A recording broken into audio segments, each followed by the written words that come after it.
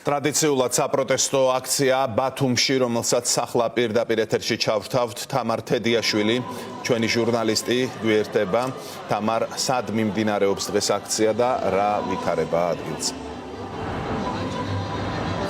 ახლა კვლავ საკონსტიტუციო სასამართლოსთან დგანან ბათუმელები და უკვე 62 დღეა უწყოდა და აპროტესტებენ იმ ვითარებას, რაც ჩვენს ქვეყანაშია, იმ მოვლენებს, რაც საქართველოში ბოლო პერიოდის განმავლობაში ბოლო 2 თვეზე მეტია მიმდინარეობს. თავისუფლება მზია ამაღლობელს, თავისუფლება რეჟიმის ყველა პატიმარს, ბუნებრივია ეს შეძახილები და მოწოდებები ისმის ყველაზე ხშირად. გაჩვენებთ დაფას, სადაც არის ინფორმაცია 4 მოშიმშილი ადამიანის შესახებ. აქ ყოველდღიურად იცვლება ინფორმაცია მზია ამაღლობელი 23 დღეაში მშილობს, თემურ ქათამაძე მე-18 დღეა, ლაშა ჩხვიმიანი მე-6 დღეა, ისაკო დევიძე მე-3 დღეა. დგანან აქ ადამიანები ჩართული ამ წუთში ევროკავშირის ჰიმნი, ცოტა ხნის წინ იყო ჩართული საქართველოს ეროვნული ჰიმნი და ამბობენ, რომ არ დაიღლებიან, არ დაიშლებიან მანამ სანამ არ იქნება მთავარი გამარჯვება მიღწეული. თემო ტარიელაძე ახლა ჩვენთან ერთად. თემო 62 დღეა არც ისე ცოტა დრო, რაც გახართ აქ უწყვეტად. ფაქტობრივად ერთი დღეც არ ყოფილა ისეთი, როცა აქ არ გამოსულან ბათუმელები. ახლა უკვე 24 საათიან რეჟიმში მიმდინარეობს პროტესტი, არის სკარვები მზია ამაღლობელის სიცოცხლის და ჯანმრთელობის გადასარჩენად, სწორედ ასე ამბობენ. ათეულობით ადამიანი ათევს აქ ყოველ ღამე რჩება ათეულობით ადამიანი ამ კარვებში, თუმცა გუშინ ჩვენ ვნახეთ თბილისში გაუგონარი ძალადობა შეიძლება ითქვას პოლიციელების მხრიდან. რა შეგიძლია თქვა იმ მოვლენებზე, რაც გუშინ მიმდინარეობდა დედაქალაქში და ზოგადად ქვეყანაში რა პროცესებიც მიდის?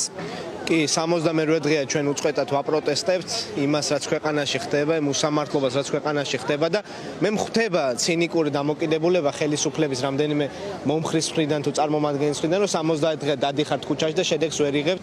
70 დღეზე ძალიან დიდი ხნით მეტი გაგრძელდა ეროვნული მოძრაობა, მაგრამ შედეგი მაინც დაიდო და ჩვენ შედეგს აუცილებლად დავდებთ, იმიტომ რომ ჩვენ მართლები ვართ ჩვენ საქმეში და ჩვენ ბრძოლაში. 23 დღეა მზია ამაღლობელი შიმშილობს, 16 დღე თუ ვერ ვცდები, თემურ ქათამაძე შიმშილობს და ეს რა თქმა უნდა არის საგანგაშო მდგომარეობა, კიდევ 2 ადამიანი მათ გარდა შიმშილობს. ეხლა მე მინდა მოუწოდო ქართული ოცნების ხარდამჭერებს თუ ასეთი დარჩათ ჩვენს ქვეყანაში, რომ ყველაფერსო თავი დავანებოთ, ეს ადამიანები როცა შიმშილობენ, ძალიან მარტივი მოცემულობაა, ხო? ესენი უნდა გადავიდნენ საავადმყოფოში და მათ ჯანმრთელობას უნდა მეთვალყურეობდეს ექიმთა ჯგუფი. ესა ძალიან ნორმალური ამბავი. ამას ხო არ ეწინააღმდეგებით. ეს მაინც მოითხოვეთ. ის მაინც მოითხოვეთ, რომ პოლიციელები ისე სასტიკად, როგორც გუშინ ეგრეთ წოდებული პოლიციელები, ოღონდ ისე სასტიკად, როგორც გუშინ გაუსწორდნენ ჩვენს თანამოქალაქეებს, არ უსწორდებოდნენ. თქვენ ხო 2012 წელს ამის წინააღმდეგ მიეცით ხმა, ხო, რაღაც დონეზე და რაღაც ზომით. დღეს იგივეს რატო არ გმობთ? თქვენ თავის გთხოვთ, რომ ეს კითხვა დაუსვათ. მადლობა თემო ტარიელაძეს უსმენდით. ჩვენ დღეს ვნახეთ მამუკა მდინარაძის გამოსვლა, სადაც არავითარი ემპათია არ იგრძნობა იმ ადამიანების მიმართ, ვინც ამდენი დღეა შიმშილობს და ასევე როგორც მისი დამოკიდებულებიდან ჩანს, არაპირებენ იმ მოთხოვნის შესრულებას, თუნდაც რომ ექიმთა კონსილიუმი შეიკრიბოს და მზია ამაღლობელის ჯანმრთელობის მდგომარეობის შესახებ სრული ინფორმაცია ჰქონდეს საზოგადოებას. თათო მახარაძეს ვხედავ ახლა მე აქ, თათო 62 დღეა თქვენს ყოველდღიურად ფაქტობრივად აქ ხართ, აპროტესტებთ იმ ყველაფერს, რაც ჩვენს ქვეყანაში ხდება, თუმცა გუშინ კვლავ ვიხილეთ ძალიან დიდი სისასტიკე. რა გინდათ უთხრათ თქვენს თანამოაზრეებს და თუნდაც ეგრეთ წოდებული ხელისუფლების მხარდამჭერებსა თუ წარმომადგენლებს? მოგესალმებით. კი, 68 დღეა გრძელდება ჩვენი პროტესტი და მადლობა იმ ადამიანებს, ვისი წყალობითაც ეს პროტესტი სულდგმლობს, იმიტომ რომ ძალიან მნიშვნელოვანია. ჩვენ გუშინ მომსწრე გავხდით იმ ადამიანის მიერ ძალადობის კიდევ ერთხელ, რომელიც არალეგიტიმურ ხელისუფლებამ ღირსების ორდენით დააჯილდოვა და შეგვილახა ღირსების ორდენი და არა მგონია ქართული ოცნების მხარდამჭერების არჩევანი ყოფილიყო ეს, რომ დასანქცირებულ ადამიანს ღირსების ორდენი ქონოდა და მე ამ ადამიანს ესეთი უსამართლობა განეხორციელებია ჩვენ თანამოქალაქეების მიმართ.